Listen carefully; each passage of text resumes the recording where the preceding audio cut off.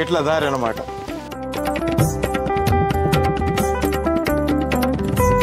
గిరి ప్రదక్షిణ చేసుకొని ఇలా ఇటు నుంచి ఇలా వచ్చి ఆ మర్రి చెట్టు కిందనే ఇప్పుడు ఈయన ఇక్కడ ఉన్నాడు అనమాట భైరవుడు.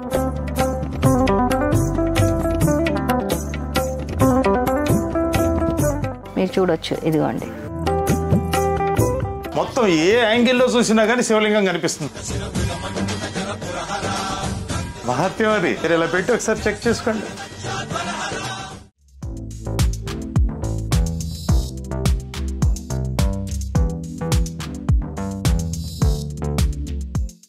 పెద్దలందరికీ నమస్తే, పిల్లలందరికీ హాయ్. ఎలా ఉన్నారండి? అందరూ బాగున్నారా? మేము చాలా బాగున్నాం.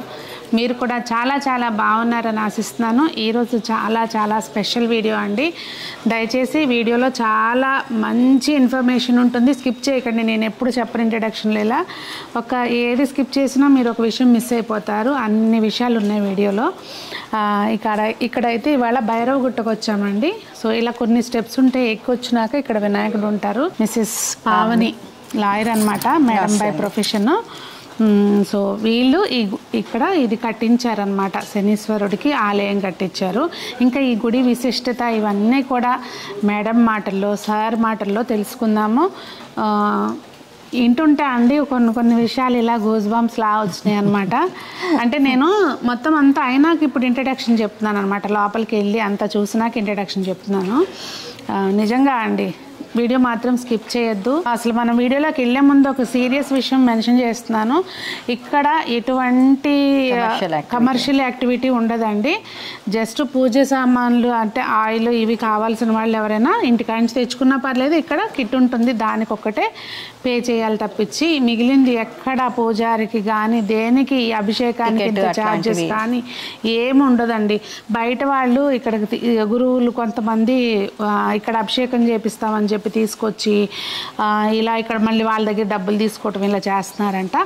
అలా ఇక్కడ ఎటువంటిది లేదండి. ఇది మీరు కూడా నోట్ చేసుకోండి, మీకు తెలిసిన వాళ్ళకి కూడా చెప్పండి.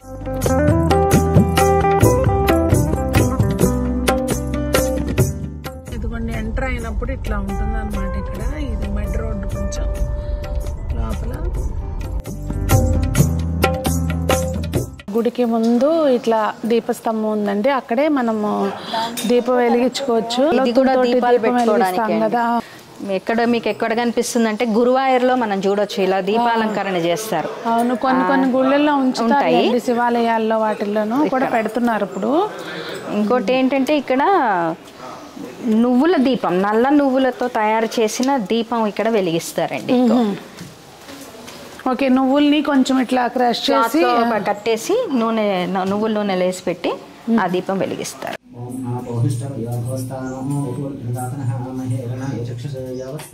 ఇంకా ఇక్కడైతే అన్ని పూజకు అవసరమైనవి అంటే నూనె, నువ్వులు, నల్లగుడ్డ అన్నీ దొరుకుతాయండి. అవి తీసుకుని మేము అభిషేకం అయితే చేయించుకున్నాము. చాలా బాగా చేశారు.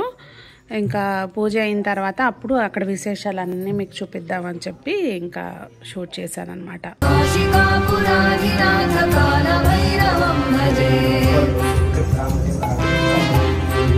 భైరవ స్వామి దగ్గరికి వెళ్ళడానికి 2 దారులు ఉన్నాయి. ఒకటేమో అట్నుంచి, ఒకటేమో ఇటు నుంచి అనమాట. అటు నుంచి ఎటు వస్తుంది? యాక్చువల్లీ దీనికి మొత్తం గిరి ప్రదక్షిణ ఉంది. యాక్చువల్లీ ఈ కొండ ప్రదేశంలో ఇది బతకదు జనరల్ గా, ఎందుకంటే మీకు ఎక్కువ దానికి చల్లదనం కావాలి. మనకు అందుకే చాలా మీకు ఇటువైపు నేపాల్ అటువైపు ఎక్కువ ఉంటాయి. అవును, రుద్రాక్ష చెట్లు చలి ప్రదేశంలో. బట్ ఇక్కడ మేము పెట్టినప్పుడు కింద సాలగ్రామం శివలింగం పెట్టి, నర్మదా బాణం అంటారు కదా, అది పెట్టి అభిషేకం చేసి దాని మీద చెట్టు పెట్టాం. మాకు త్రిముఖి కూడా వచ్చింది. యాక్చువల్లీ బండలు పాల్గొడుతున్నప్పుడు బండ వచ్చాడు కొట్టుకుంది, కట్ అయింది. మావారు ఏం చేశారంటే హోమభస్మం అంతా వేసి పెట్టి చుట్టేయించేశారు. ఆవు పేడ వేసాము, మళ్ళీ వచ్చేసింది. వచ్చిన తర్వాతనే కాపు వచ్చింది మళ్ళీ మాకు త్రిముఖి. అట్లా అయితే ఇప్పుడు దీనికి గిరి ప్రదక్షిణ ఉందండి. దీన్ని భైరవ గుట్ట అంటారు. మహాకాల భైరవుడు ఇక్కడ స్వయంభూ వెలిశాడు. మీకు మనకి భారతదేశంలో మీకు గిరి ప్రదక్షిణ ఉన్నది అరుణాచలం. ఆ తర్వాత అంటూ ఉందంటే ఇక్కడే మాకు తెలియగా, అంటే మేము చేసిన వాకప్ చేసిన దాంట్లో మాకు తెలిసింది అరుణాచలం తర్వాత గిరి ప్రదక్షిణ మాకు తెలియకుండానే మేము చేయించాం అనమాట. మొత్తం చుట్టూ ప్రదక్షిణ చేయడానికి వీలుగా చేయించాం. గణేట్రాళ్ళది వేసి చేయించాము. భైరవుడు అంటే క్షేత్రపాలకుడు కాబట్టి ఫస్ట్ టైం ఎవరు వచ్చినా కూడా ముందు ఈయనని దర్శించుకుని ఆ తర్వాత మళ్ళీ ఇటు పైకి వచ్చి శనీశ్వరుని దర్శనం చేసుకునే విధంగా ఏర్పాటు చేసాం అనమాట. ఇట్లా దారి చూసారండి, ఇటు కొండల మధ్యలోంచి ఇట్లా ఏర్పాటు చేశారంట దారి నడవడానికి వీలుగా.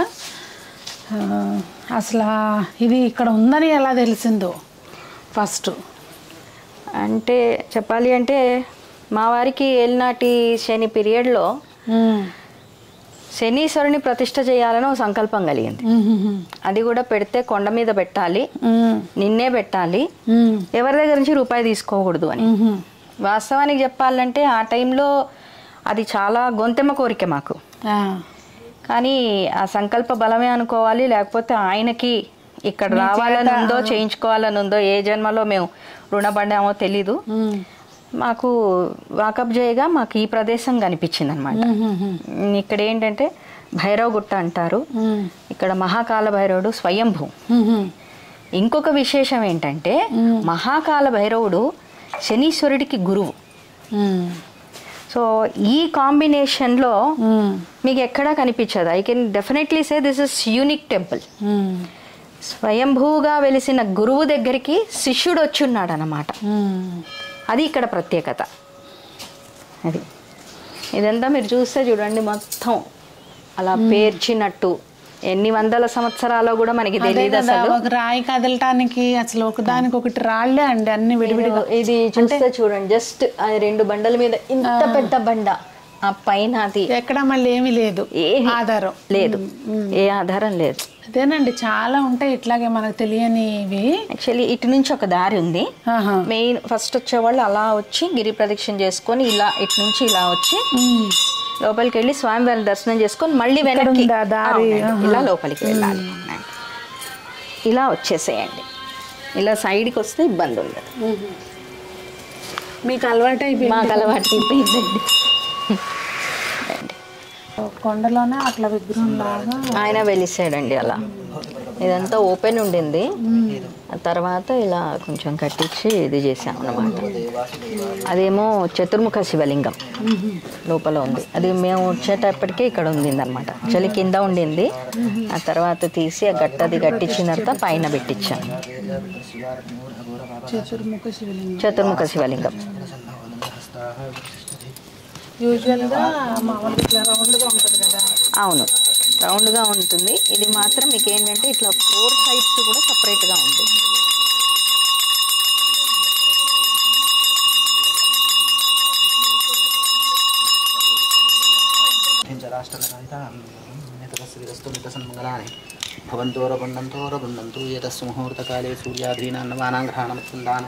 హార్దిక్ రోజు పొద్దున్న సాయంత్రం, పొద్దున అభిషేకం, మహానైవేద్యము, సాయంత్రం మళ్ళీ నివేదన. ఇక్కడేమో కాళీ అమ్మవారి విగ్రహం,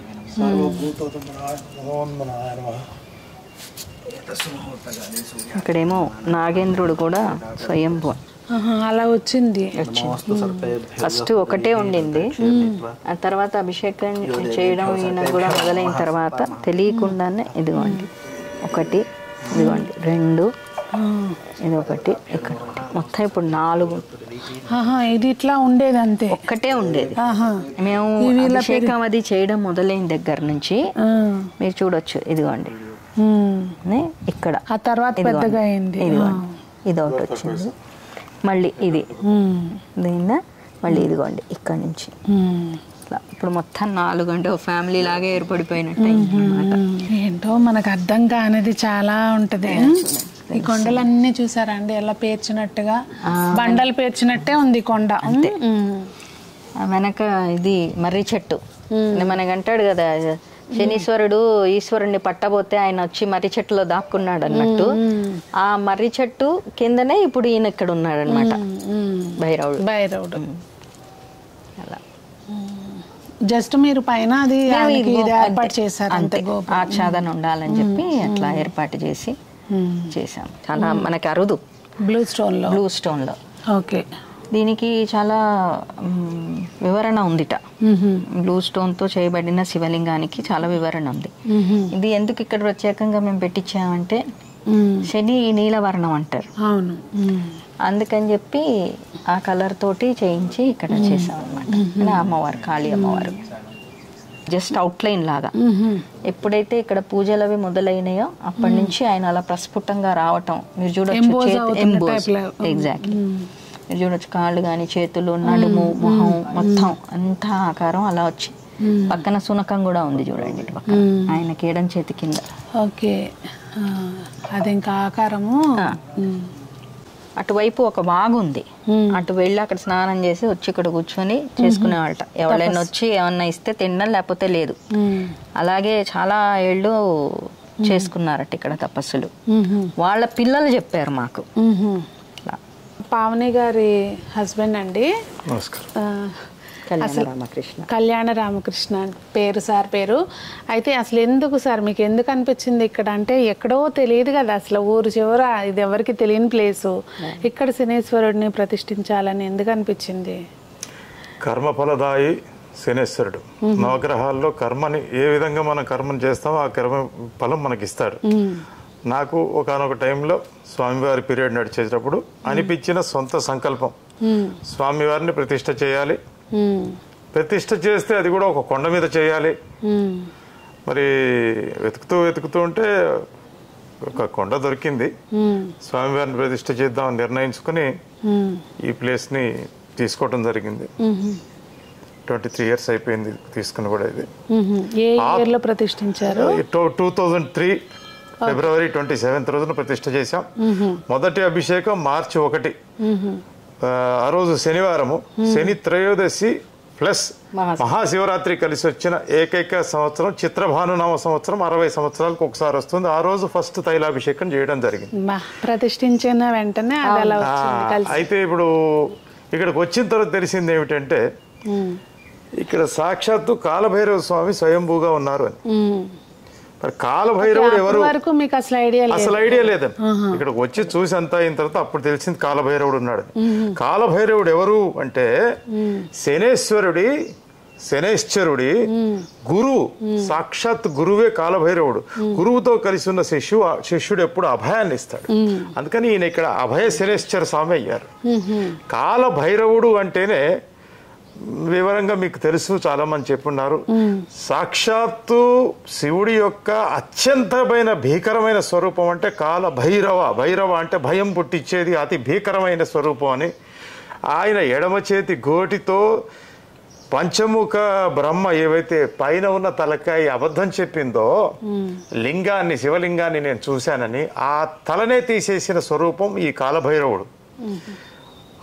అది తీసుకొచ్చి కపాల మోక్షం దగ్గర గంగ దగ్గర కలిపేయడం జరిగింది. కాలభైరవ తత్వం ఏంటంటే కాలాన్ని మొత్తం కంట్రోల్ చేయగలిగేది ఈయనే, నవగ్రహాలని కంట్రోల్ చేయగలిగేది ఈయనే, మృత్యువుని కూడా కబళించేంత శక్తివంతమైన స్వరూపం ఏదన్నా ఉందంటే ఈ కాలభైరవుడే.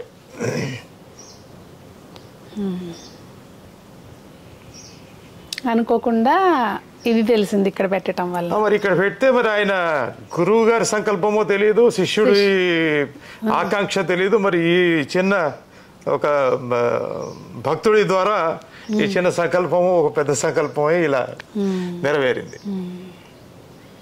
విన్నారు కదండి, మనం ఏదైనా శివుడు ఆజ్ఞ లేనిదే చీమ కొట్టదు అని అంటారు కదా.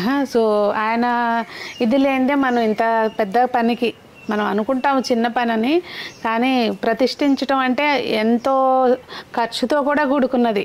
శ్రమ ఒకటి పక్కన పెడితే ఖర్చుతోటి కూడా కూడుకున్నది. మరి అది మీ ద్వారా ఈ విషయంలో ఒక చిన్న వివరణ మీరు అన్నదానికి సంకల్పించుకున్నప్పుడు ఇది కూడా ఏమని సంకల్పించుకున్నానంటే ఎవరి ద్వారా కూడా ఎటువంటి రొక్కము సొమ్ము తీసుకోకూడదని. అప్పటి నుంచి ఇప్పటిదాకా కంప్లీట్ ప్రతి డెవలప్మెంట్ ప్రతిదీ పూర్తిగా నేనే సొంతంగా చేస్తానండి.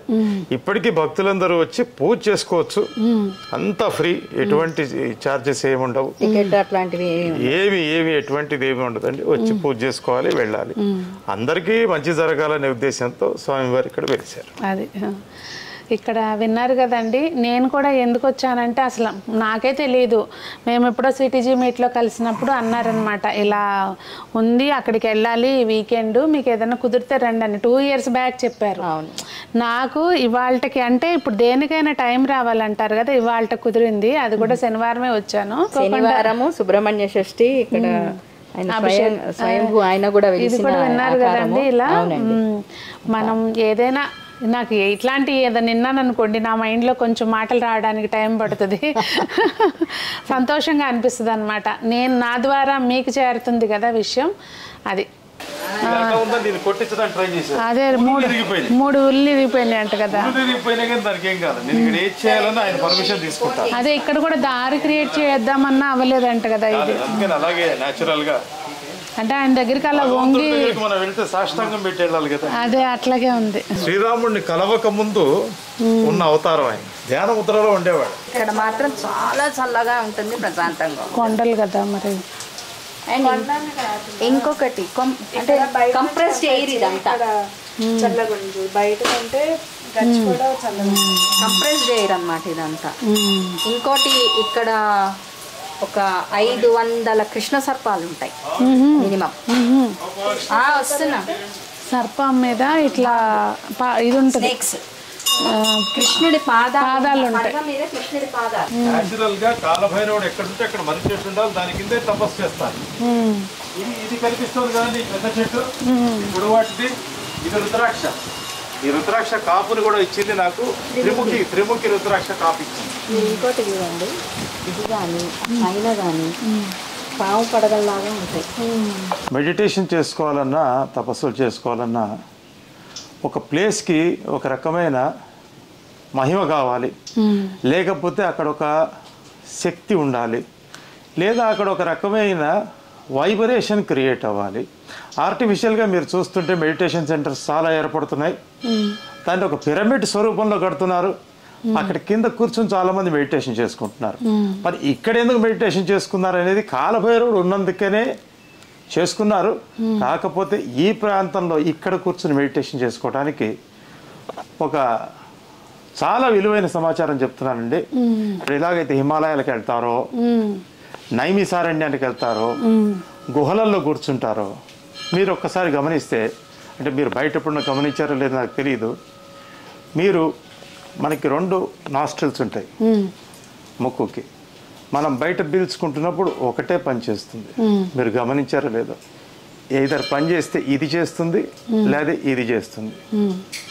ఇక్కడ మీరు ఒకసారి చెక్ చేసుకుంటే 2 పని చేస్తాయి. చూడండి, 2 నాడుల ద్వారాను మీకు మీరు ఇక్కడ పెట్టుకుని ఇప్పుడు చూస్తే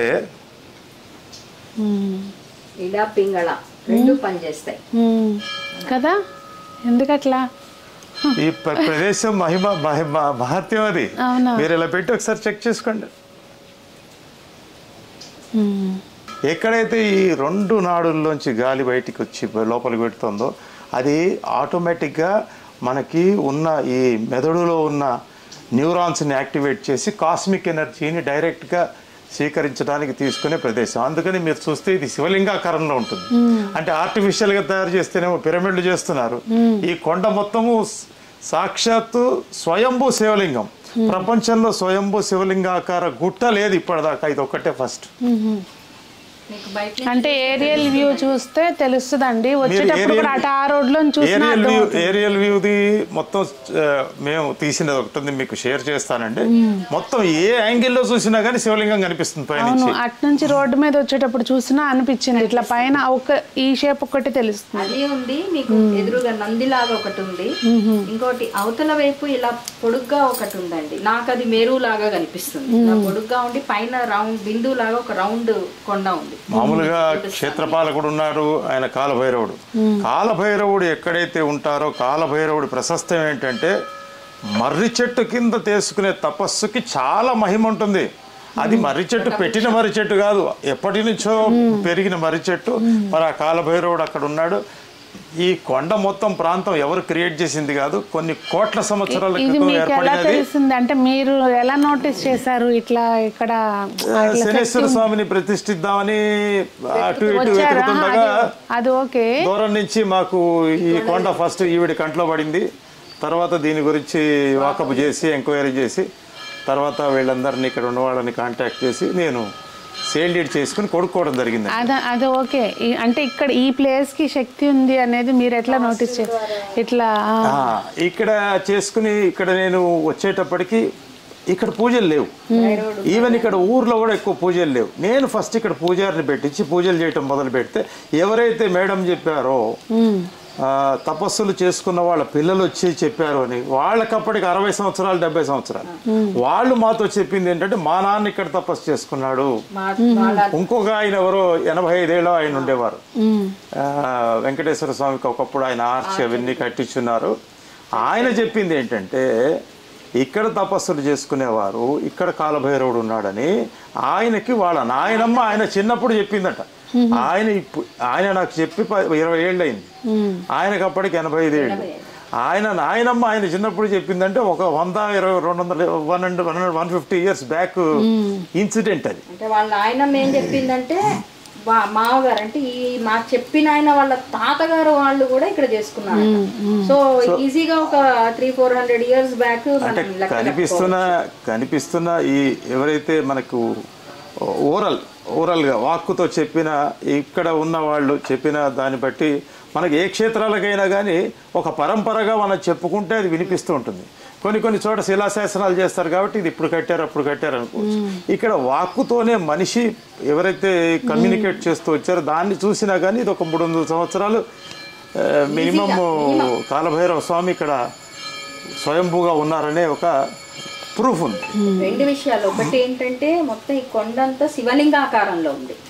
అది చూసి మేము ఇక్కడికి రావడం కనుక్కోవడం జరిగితే అప్పుడు మాకు చెప్పారు ఏంటంటే దీన్ని భైరవగుట్ట అంటారు, ఇక్కడ మహాకాల భైరవుడు స్వయంభూ ఇక్కడ తపస్సులు చేసుకున్నారు అని. ఆ విధంగా మాకు ఈ ప్రదేశం తెలియడం జరిగింది అనమాట. అట్లా ఇంకా ఆయన సంకల్పం ఏదైతే ఉందో కొండ మీద పెట్టాలి అన్నది, ఇలా ఈయన ఇక్కడ ఉండడము, ఆ భైరవుడు శనీశ్వరుడి గురువు కావడం ఇంత యాదృచ్ఛికంగా జరిగిపోయినాయి అనమాట. ఇవన్నీ ఏమి ఉండేవి కదమ్మా, ఓన్లీ ఇట్లా మట్టి ఉండేది అంతా. నేను కింద నుంచి కూడా మీకు మెట్లు చూసి వచ్చారా? కిందకి వెళ్ళలేదు, నాకు కొంచెం బాగాలేదు, పాప వెళ్తామా. ఇక్కడంతా యాక్చువల్లీ ఇంతవరకు మొత్తం ఇదంతా మట్టి ఇక్కడ వరకు ఉండిందండి. ఆ కింద వెళ్ళడానికి అటు చూపిస్తాను రండమ్మా. అసలు ఇంకొక విషయం ఏంటంటే అండి, ఇక్కడ ఏది చెయ్యాలనుకున్నా కూడా ఆయన దగ్గరకు వచ్చి ఇది చెయ్యాలనుకుంటున్నాను, ఇది ఒరిజినల్ గా కాలభైరవుడికి రావాల్సిన దారి, అడిగితే ఈ గుహ నుంచి రావాలి. ఏదైనా సంకేతం జరుగుతాయండి. లేకపోతే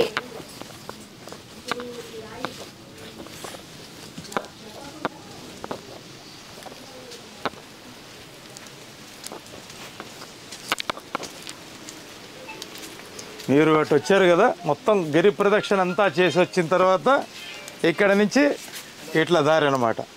మొత్తం కొండ చుట్టూతా ఉంది ఈ దారి. మన కొండ చుట్టూతో మన కాంపౌండ్లోనే ఉన్న గిరి ప్రదక్షిణ.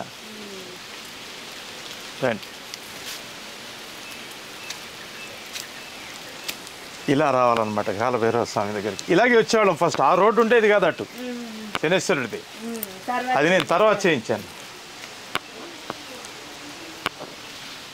చాలా ఈజీగా వెళ్ళిపోవచ్చు. ఇక్కడ ప్రతి శనివారము హోమం చేయబడుతుంది, కానీ శని త్రయోదశికి శని అమావాస్యకి మాత్రం ప్రత్యేకంగా హోమం చేస్తాం.